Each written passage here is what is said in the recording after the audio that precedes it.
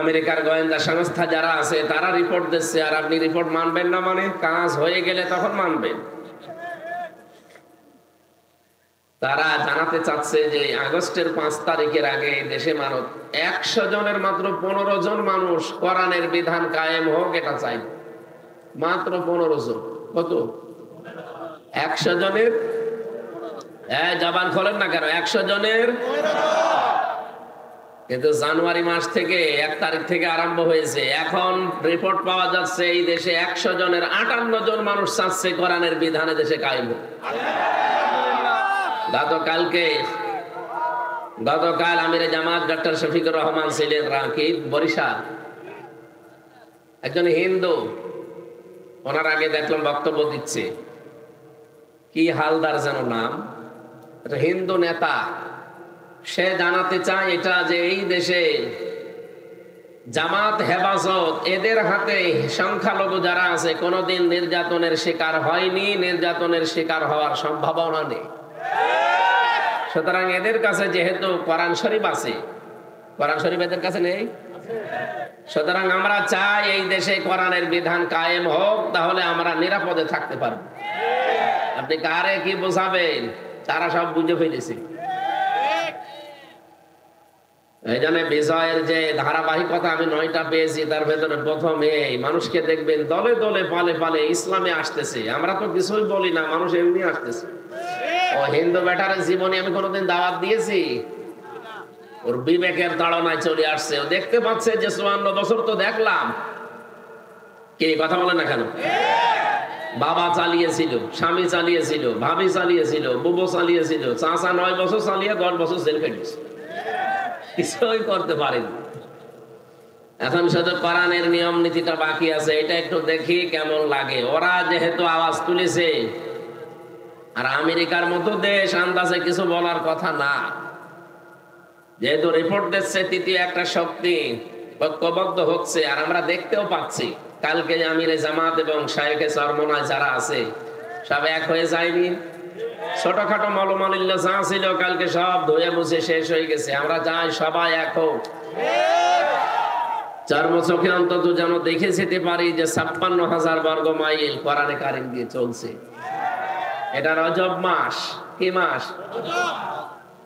এই রজব মাসে আল্লাহ রাব্বুল আলামিন একটা নতুন রাষ্ট্র সাজাতে হলে কি কি করা লাগে সেই কর্মসূচি নবীকে শিখিয়েছিলেন এই মাসে। আজকে মনে হয় রজবের 23 তারিখ না 22 না 23 যেন, যাই হোক সামনে 27 তারিখ, যেটা এই তারিখে নবীকে আল্লাহ নিয়েছিলেন।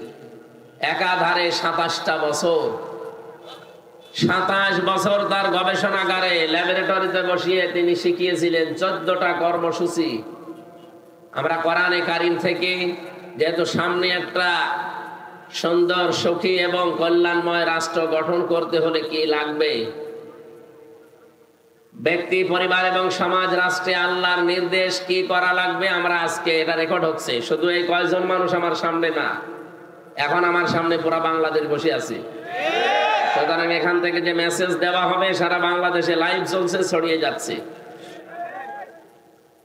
কালকে আমার পাবনা দারুল আমান ট্রাস্টের আলোচনায় ছিল।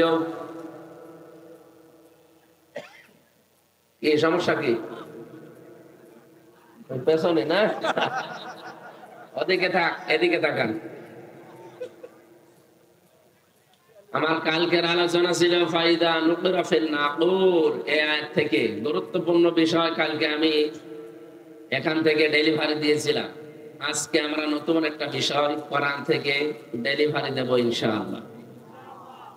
পুরা জাতিকে উদ্দেশ্য করে বলছি, সামনে নতুন রাষ্ট্র। যেহেতু খ্রিস্টানরা রিপোর্ট বানিয়েছে, আমরা তাদেরকে ঘুষ দেইনি। ঘুষ দিয়েছি? তারা কি আমাদের আত্মীয়? তারা যেহেতু পর্যবেক্ষণ করছে, রিপোর্ট দিচ্ছে, 4.5 মাস 5 মাসে যদি 15 থেকে 58% হয়ে যায়, আর কিছুদিন যেতে দেন, এদেশের 100 জনের 100 জন মানুষ চাইবে আমরা কোরআনের বিধান চাই। আর ওইটা অন্তত মরণের আগে আমরা দেখতে চাই। কথা বলো না কেন? এই জমিনের মালিক কিন্তু সরাসরি আমরা না, আল্লাহ তাআলা নিজে। এবং এই জমিনের মালিকও না, এই কোরআন শরীফের মালিকও না, সব মালিক আল্লাহ। আমরা এই জমিনে আছি কামলা হিসাবে। পৃথিবীতে দুইটা কাতারকে আল্লাহ সবচাইতে বেশি ভালোবাসে, পছন্দ করে। কয়টা? আল্লাহ রাব্বুল আলামিন বলেন, ইন্নাল্লাহা ইউহিব্বুল্লাযীনা ইউকাতিলুনা ফী সাবিলিহি সাফফান কান্নাহুম বুনিয়ানুম মারসুস। সূরা সাফের 4 নম্বর আয়াতে আল্লাহ জানিয়েছেন, অবশ্যই আমি আল্লাহ ভালোবাসি তাদেরকে যারা সীসা গলা প্রাচীরের মতো ঐক্যবদ্ধ হয়ে, কাতারবদ্ধ হয়ে আল্লাহর জমিনে আল্লাহর দ্বীনকে কায়েমের জন্য চেষ্টা চালায়। এখন দল মত নির্বিশেষে এইটা এখন আমাদের টার্গেট। এই জন্য আমরা এটা দেখতেও পাচ্ছি, সামনে সব এখন এক হয়ে যাচ্ছে। এই জন্য কিছু জালেম পালিয়েছে, কিছু মুনাফিক আছে, আর রাম বাম কিছু আছে, এদের মাথা এখন খারাপ হয়ে গেছে। ওরা এখন ফতোয়া দেয় যে আজহারের মাহফিলে এত মানুষ হবে কোন কারণে? আরে ভাই, আপনি ডাক দিলে তো হয় না, আপনি ডাক দিলে তো কুকুরও আসে না।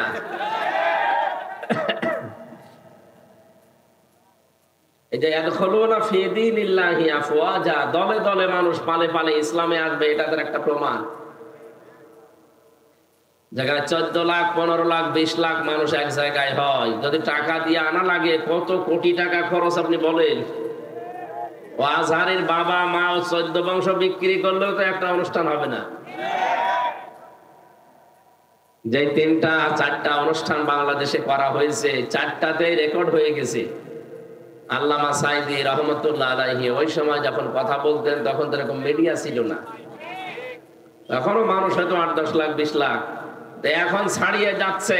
কারণ আল্লাহ প্রথমটাই দেখিয়েছে যে ইয়াদখুলুনা ফী দীনিল্লাহ আফওয়াজা, দলে দলে মানুষ দেখতে পাবেন আপনি, পালে পালে আসতেছে ইসলামের দিকে।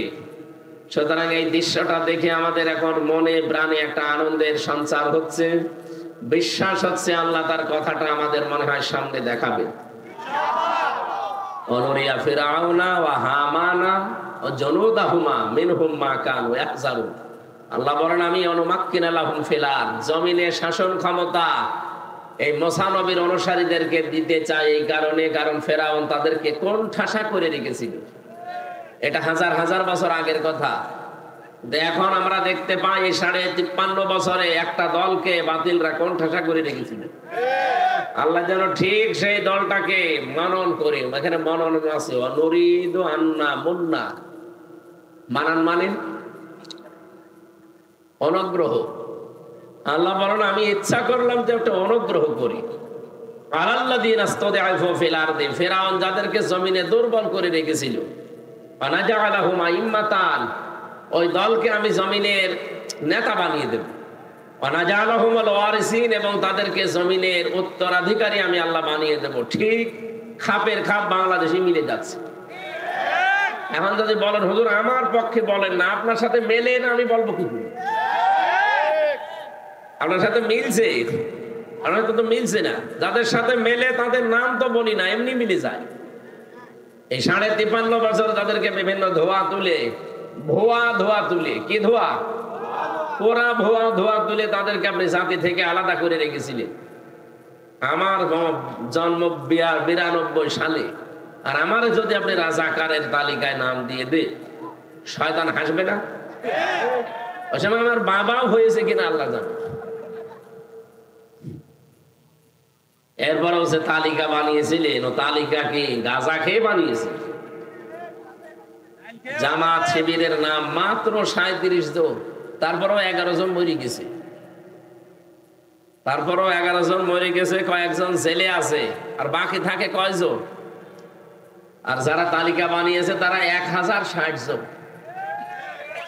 এই ধোয়াটা এতদিন পর্যন্ত তুলে জনগণকে আপনি কি বুঝিয়েছিলেন? এখন তো নিজের ফতোয়ায় নিজে ধরা খাবে। কয়েকদিন আগে মামলার হাজিরা দিতে গিয়েছিলাম, যে আপনাদের পাশের জেলা না চাঁদপুর, ওখানে একজন আল্লাহর ওলি, এই যে ফিটনেস বিহীন বিএনপি, লাইসেন্স বিহীন জামাত বলতো, এক মহিলা বলতো না, ওনারে আমার সামনে দিয়ে নিয়ে যাচ্ছিল, দেখলাম ওনারই ফিটনেস নেই, ওনার লাইসেন্স তো নেই। লাইসেন্স আছে, ফিটনেসও নেই। চেহারা আগে যাকে একটু তেল মেল দিত, এখন তো তেল পাই না। কিরকম লাগতেছে দেখতে। জিজ্ঞাসা করতে গেলাম যে আপা কেমন আছেন, কি অবস্থা বানিয়েছে, পুরা ও যা বলতো আল্লাহ উল্টিয়ে ওর ওপরে ঢেলে দিয়েছে। এই দেশে আমার মনে হয় যে যা করেছে পুরা টালটা তার উপরে ছেড়ে দিচ্ছে। এবার একটা পরিচিত আয়াত পড়ছে, দেখেন তো আপনাদের সাথে মেলে কিনা। গায়রিল মাগদুবি আলাইহিম ওয়ালাদ-দাল্লিন।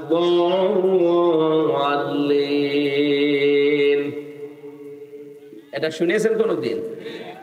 প্রতিদিন অন্তত যদি ফরজ নামাজও পড়ে কেউ 17 বার করে পড়া লাগে। এটা কতবার?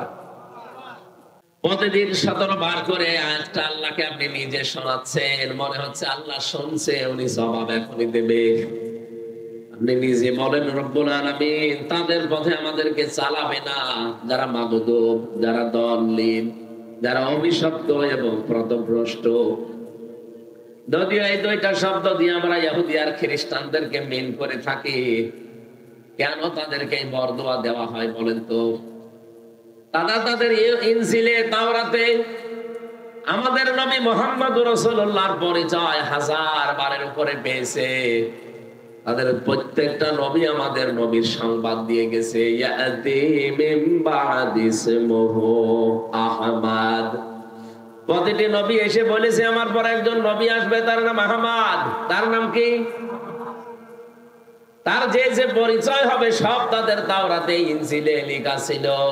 এটা জানার পরও ইহুদি আর খ্রিস্টান যারা সত্যটাকে সত্য জানার পরও তারা মানে নাই, হয় হিংসা করে অথবা অহংকার করে। এখান থেকে মুফাসসিরিন ইকরাম মাসলা বের করেছেন, আপনি হাক্কানি তাফসিরে পাবেন। যারা সত্যকে সত্য জানার পরেও মেনে নিতে চায় না, হয় হিংসা করে অথবা অহংকার করে, তারা এক প্রকার ইহুদি অথবা খ্রিস্টান। ওদের উপরে যেমন আল্লাহর লানত, ওরা পথভ্রষ্ট। আমি যদি আজকে সত্যি সত্যকে সত্য জানার পরে শুধু অন্ধ দলীয়করণের জন্য অন্ধ ভক্ত হয়ে সত্যকে না মানতে চান, আপনার নিজের এই বরদোয়া নিজের উপরে ওই ফিটনেসের মতো পড়বে। কথা বলে না কেন? যা যা বলেছিল সব এখন ওর উপরে পড়ছে। আপনিও যা যা বলেন প্রতিদিন একবার দুইবার না কতবার বলেন। শুধু ফরজ নামাজ পড়লেও 17 বার বলা লাগে। এই জন্য আমরা এখনই সাবধান হব, আমার বরদোয়া আবার আমার উপরে আল্লাহ ঢেলে না দেয়। বলেন আমিন। আমার ভাইরা, সত্যকে সত্য জানার পরে মেনে নেওয়া লাগবে। এটা যদি আমার মন মেনে নিতে নাও চায়, জোর করে হলেও মানা লাগবে। আমার বাবা মা, আমার দলীয়করণ যারা আছে, দলের লোক, তারা হয়তো মন খারাপ করবে, করুক, আমাকে মেনে নেওয়া লাগবে সত্য। হযরত ইব্রাহিম আলাইহিস সালাম কিন্তু সত্যকে অনুসন্ধান করছিলেন। তারকা দেখে মনে করেন এইটা আমার রব, চাঁদ দেখে মনে করেন এটা আমার রব, সূর্য দেখে মনে করছিলেন না এটা আমার বড় রব। হাযা আকবার। সর্বশেষ আমার আল্লাহ বলেন না, যেগুলো ডুবে যাচ্ছে একটাও স্থায়ী হচ্ছে না।